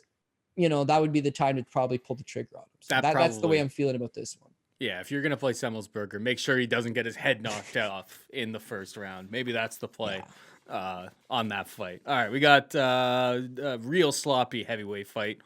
Josh Parisian takes on Rocky Martinez, minus 135. Parisian, plus 115. Martinez. Sports Interaction was pretty slow to the draw. I took the over 1.5 at minus 155, just because they were slower than the rest of the market. to this. Rocky Martinez, super, super durable, but I expect this to be just a heavyweight slop fest. I don't have a great take on it. Give me Rocky, I guess, if you had to put a gun to my head. Just, I think, I'll lean on durability, toughness, but I don't feel great about this at all. Over 1.5 is like getting up to like almost minus 200 in most spots now. They're going to probably start opening over 2.5 markets. Rocky Martinez is really the only thing that's going for him right now is the durability seems to be on point. And I don't really think much of Josh Parisian either. I expect sloppy heavyweight banger. Could be entertaining. Not a fight I really want to put all that much money in the way of. What about you? Yeah. Again, this one's going to be very low stock situation. I initially thought to myself, you know what? Why not take another dog shot here on Roque Martinez? And that Martinez has got, obviously, he doesn't look like your typical heavyweight. He's a lot shorter. He's a lot bigger. But yeah, his cardio is really not that bad. He's got durability. And his thing is he's able to advance a lot. He's able to back guys up. The problem that he's had in his 2 UFC fights, actually, you look at his Rizin career, his career in Japan, it's a freak show fights, right? So how does he match up against legitimate competition? Well, him versus Romanov, it's Romanov. Romanov gets the 4 takedowns. It's a very difficult opponent to deal with, especially in your debut. Roque Martinez has got nothing to offer him. The Dante Mays fight, though, Dante Mays is 6'7" and a former boxer, right? He's actually pretty quick on the outside, terrible cardio. But distance management in the first round, he's actually pretty good at. And so he's able to kind of matador him. Those are 2 different styles, way different styles. You got a 6'7" boxer and a short, stocky power wrestler out of Moldova. Like, my God. And both of them, he loses, but there are some takeaway moments, I guess, you could take out of it. With Josh Parisian should be the better fighter for sure. I mean, he was on The Ultimate Fighter.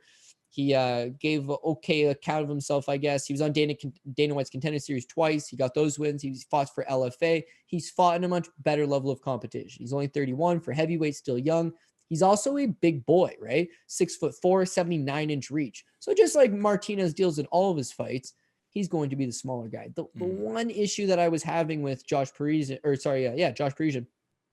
is against Parker Porter, who's a much shorter guy, who's a much stockier guy. He just allows himself to get backed up the entire time. And then as he gets backed up and he's forced to fight off his back foot, he gets gassed. Once he gets gassed, it gets sloppy. Mm-hmm.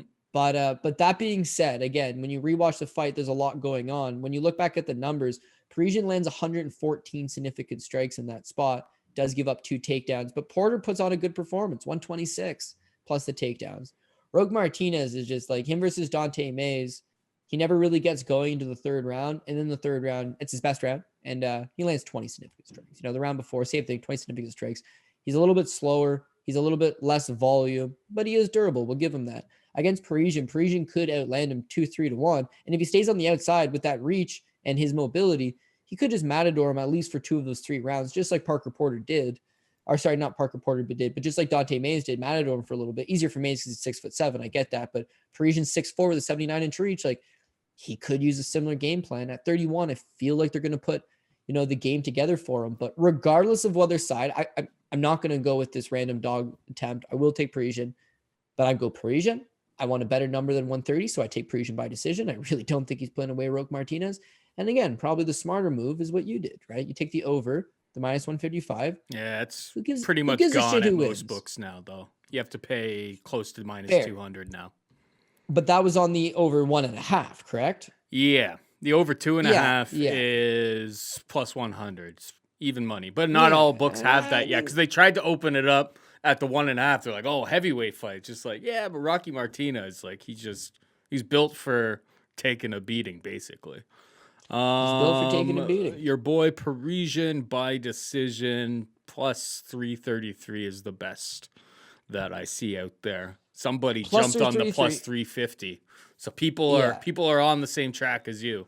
I don't hate that. But the over 2.5 is plus 100 and the fight goes the distance is plus 130. So again, those are all different ways to look at it. The over 2.5, not bad. It's even money. The fight goes the distance. I probably do see it go the distance. But what I keep coming down to, and that's why I would think fight goes the distance, is Parisian's got 10 knockout wins versus 2 submissions. He hasn't submitted anybody in 5 years. Most of his wins that are inside the distance are coming by knockout.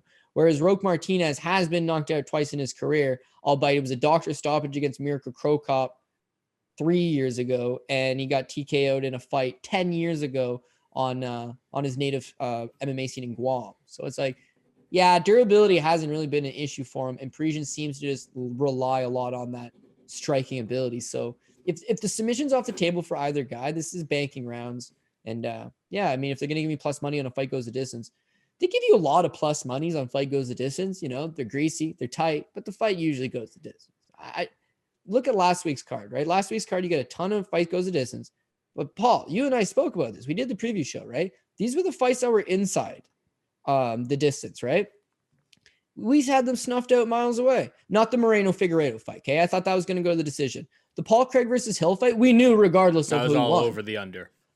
Everybody was under the over. The 1.5 money. It was plus money. The under 2.5 also money. But it's just like shit. The only other fight that went the distance on the entire card was Terrence McKinney, Matt Frivola. And we said the same shit. McKinney is right, under 1.5. Frivola is either getting diced in the first, which he did for 7 seconds, or if he was to survive the first, he would take him out. Everything else, Felipe Collier, we're on it by decision. The Zion Vendramini fight, you know, that was more of a pass, but we talked probably the lean would be decision. Hooper versus Peterson, you know it's going to decision. Kanzad versus Alexis Davis, you know it's going to decision. Evlo versus Duadu, you know it's going to decision. Murphy versus Calderwood, you know it's going to decision. Eric Anders versus Stewart, that was one that a lot of people didn't think, but I was on that decision prop again. Riddell versus Dover, that was the sweat of my life.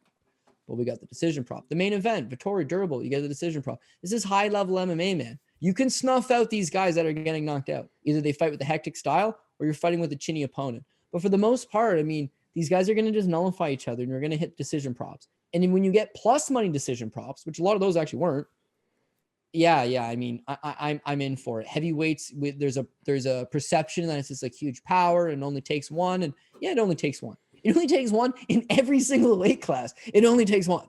You know, the difference there is that a bantamweight can throw 300 punches, you know, land 140 of them and go hard for 15 minutes. Whereas these guys will slow down, throw a little less, throw a little less intention, and we'll grind our way to that 15 minutes or that over 2.5 if we need to. All right, I'm joining you on Parisian by decision then.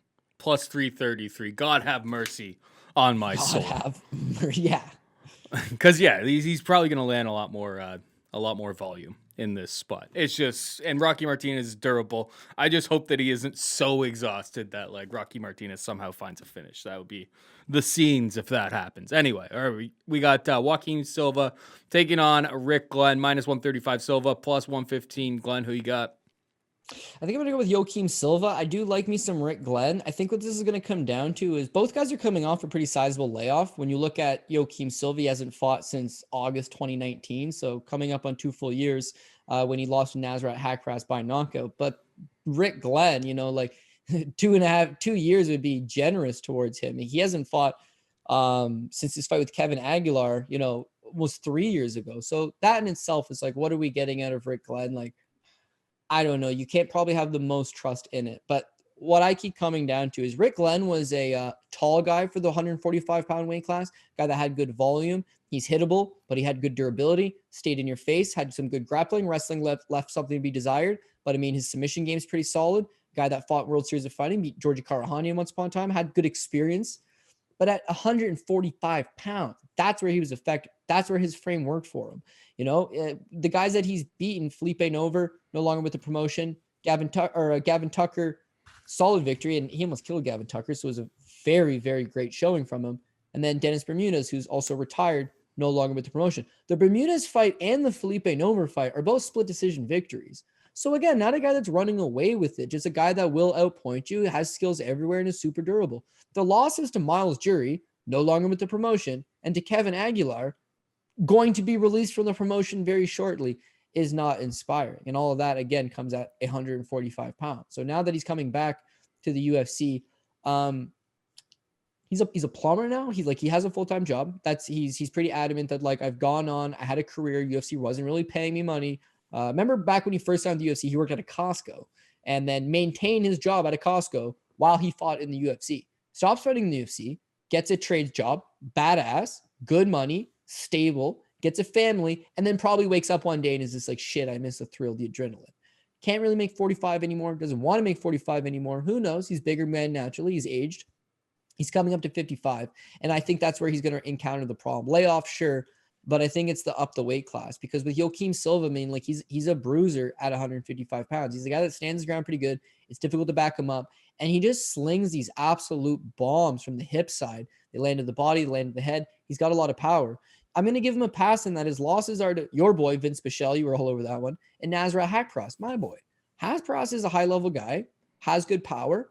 Shows up iffy sometimes, but not on that night. On that night, he was on point. It was a good fight. He gets the knockout. Against Vince Pichel, at 155 pounds, is so damn strong. He gets a hold of you, he peels you to the ground. He gets you to the ground, and you don't really go anywhere. Against, the guys that he fights, he's very effective. Against the upper echelon, probably not so much, but again, Vince Pichel makes it work for him. Joaquim Silva struggles against those guys at 155, but against Rick Glenn, I'm struggling to think where he loses the fight. He'll probably be striking. Glenn likes to strike. And for Glenn, it will be volume over the power of Silva. Now, I'll admit, Glenn's super durable. So if Joaquim Silva can't knock him out, there's a chance that Glenn works his way back into this and takes it down the stretch. But I also don't think that Glenn's power is really all there. I mean, keep in consideration that he 30-24's Gavin Tucker, beats him pillar to post, lands every shot, including the kitchen sink, 10 times over, and Dan Ige one punches him in 21 seconds. There is a power difference. Rick Glenn at 45 was not a big hitter. Rick Glenn at 55, not likely to be a big hitter. So, again, if you want to watch a fight where it's Joaquim Silva at his best, watch the Jared Gordon fight. Jared Gordon puts it on him, but he takes everything and he dishes it right back. And in the third round, in a 1-1 fight, he knocks him out. It's a great finish, and they reward him with a fight with Nasrat Hakparas. Tough spot. Beyond that, you want to give him the Rick Glenns of the world. I think he would be effective. So I would go with Joaquim Silva. But looking at the line, which is minus 135. Yeah, minus 135. Again, you got two guys coming off of layoffs. Joaquim Silva is not exactly a world beater by any stretch. I just think that he's fought in the tougher guys, and certainly in recent memory. Whereas Rick Glenn, he was at Milwaukee for a long time. Like, he's not even there anymore. Like, he's traveling around. He was in Iowa. I don't really know where he's at. I'm sure he's going to go out there and probably prove everybody wrong and show up in great shape and, fight his heart out. But I don't really want to pre-fight bet him. He was supposed to make his comeback against Carlton Minus, which would have been a layup. You ever watch basketball? It's like they don't fuck up the layup. The dunk might rim out or something like that, but the layup, it's right there for you, right? He's fighting Carlton Minus, and he pulls out of the fight due to injury. So is his body failing him? Is he? It's hard to sit on the sidelines for 3 years and then all of a sudden get back into a regular training camp and get back and grinding. 32 is not young, but the last time you saw him, he's 28. Like, that's a better version of him. Now he's up a weight class. All this to me is just cause for concern. Would he be a live underdog? Sure. I guess he has a chance. Plus money, maybe that's what you chase on it. But in good conscience, I would have to say, till he proves something different, I got to go with Joaquim Silva. And the line's not crazy enough that it's like dog or pass. It's like it's close enough that I would just take Joaquim Silva. Sounds good to me. And finally, we got Laura Procopio taking on Casey O'Neill. Laura Procopio, minus 150 favorite. O'Neill, plus 130. I mean, Casey O'Neill, obviously against Shayna Dobson. I mean, that was probably one of my worst bets of the year. And frankly, well, I rewatched that fight because I think I was out for like a cigarette or something. I missed the beginning of that fight. And then I was like following on Twitter and being like, oh, this doesn't sound like it's going well at all. But like all of the things that I didn't like about Casey O'Neill in that fight were kind of showing themselves, at least really, really early on. She was eating shots. I don't think her stand-up game is all that great. Once she got it to the mat, her grappling obviously took over. That's what you do against Shayna Dobson. Procopio has solid grappling of her own, though. I think this is a tough spot for Casey O'Neill, so I completely understand why Procopio is the favorite here. Obviously, Procopio against Molly Meatball McCann just stuck to the game plan, kept it simple, just kept taking her down, controlling from top, did what she had to do. I don't know if Casey O'Neill is going to be able to over-muscle Procopio in this spot, so I'm picking Procopio, but wanted to hear what you had to say before I do anything with that. Yeah. This is one that I'm not 100% definitive on. I got Laura Procopio. Everything should suggest Laura Procopio, but I do have a bad gut feeling that Procopio offered back is not going to pose anything. Casey O'Neill is going to threaten with this takedown. So it's really going to come down to who scores the takedown. Casey O'Neill's striking is definitely a work in progress. She's only lost twice as an amateur. Both times she was knocked out in the first round. So since then, she's not looking to engage. She's looking to take you down and grind you. That's the path to victory. That works against Shayna Dobson. Take her down. Don't allow her to hit you. Against Laura Procopio, it's like, man, she's really coming into her own. She had one of the best debuts in recent memory when she lost, the best losing debuts in UFC in recent memory, where she loses to Carol Rosa, but lands 165 significant strikes against 171 for Rosa. They go tit for tat. It's a split decision, which I agree Rosa won, but like, damn, Procopio, that's a lot of volume. And this is a girl that is a grappler, and yet she's chucking bombs like there ain't no thing. Chin checked out, volume checked out. It was a good performance. She rebounds from that. And again, I think there's a lot of people that weren't really giving her, credit. It's like, oh, well, she lost her UFC debut. Now she's taking on Molly McCann. She's an underdog. That was free. That was easy money. Love that one. Wasn't it? It's like, what the fuck is Molly McCann going to do to her? Right. And so she goes out. Apparently they opened that at plus 300. I mean, that must have been for like a moment. Procopio, there's no way that steamed. Yeah. It got steamed. By the time it closed, it was plus 110.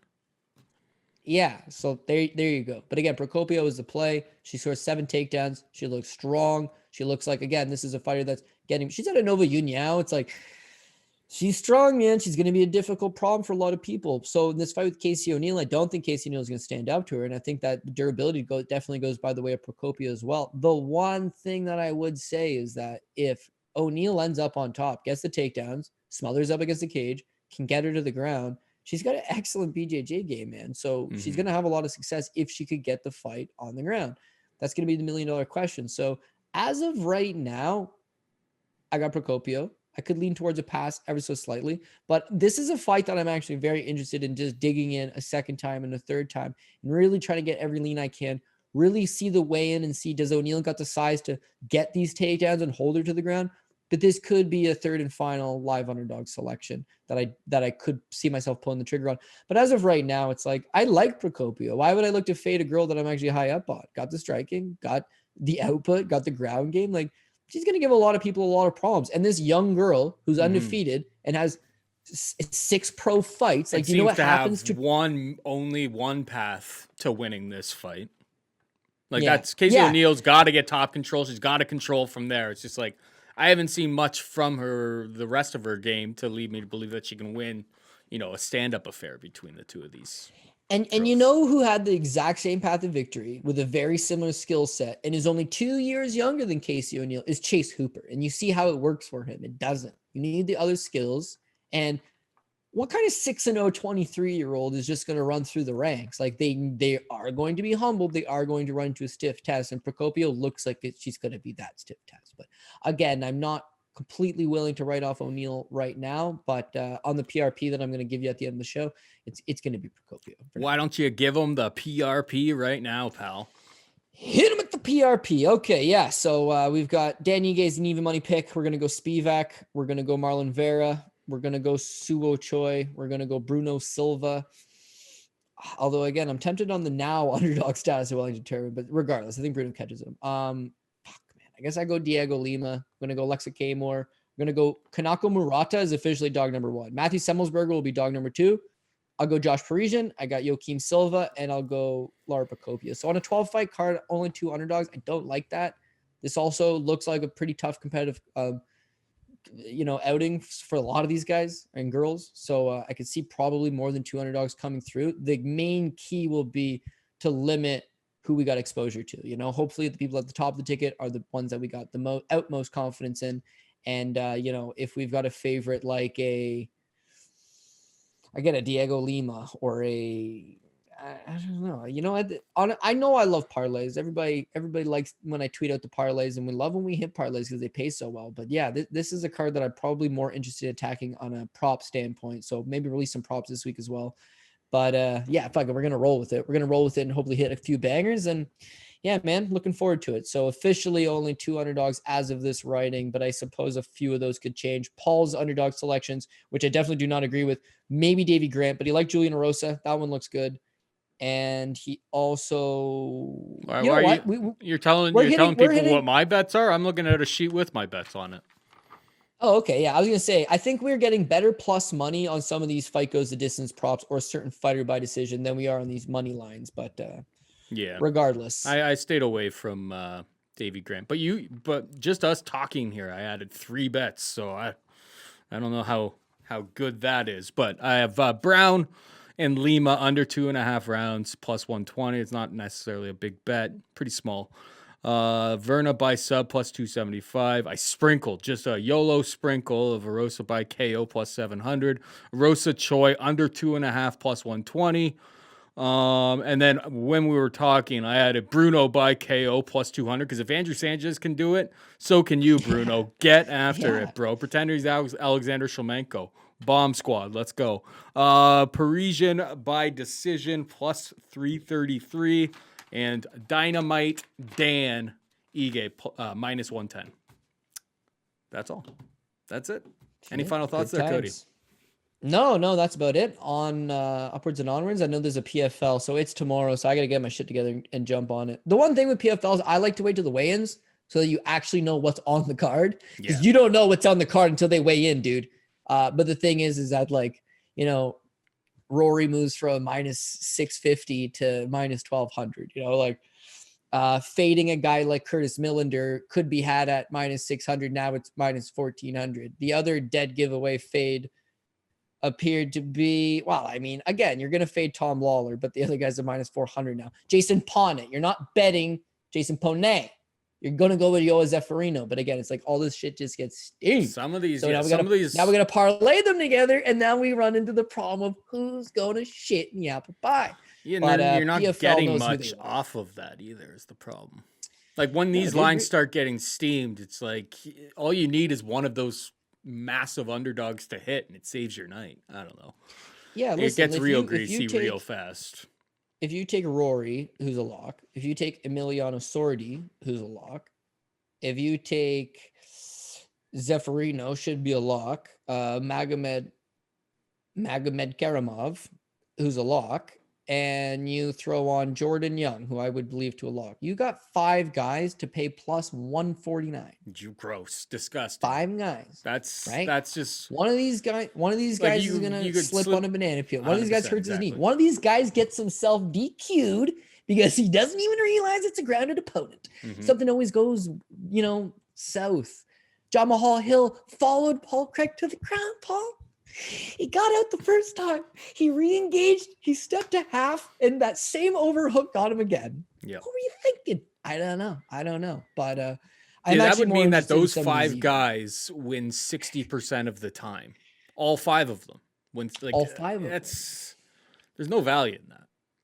No, of course not. They're playing punchy kicky, man. Someone's gonna get caught. All the same, I'm about to tweet out some PFL parlays. So like I understand it's stupid. I understand there's no value, but it's like, man, it's Thursday night. This is what we do. This is who we are. We love fights. We bet on fights. And I will be on the lookout for said parlays and see if I can muster anything out of what Cody is offering. At CJ Saftic, give him a follow. Give the man a follow on Twitter. Want to thank Cody and Pat. And for both of those guys, I'm Paul Shaughnessy saying goodbye and good luck.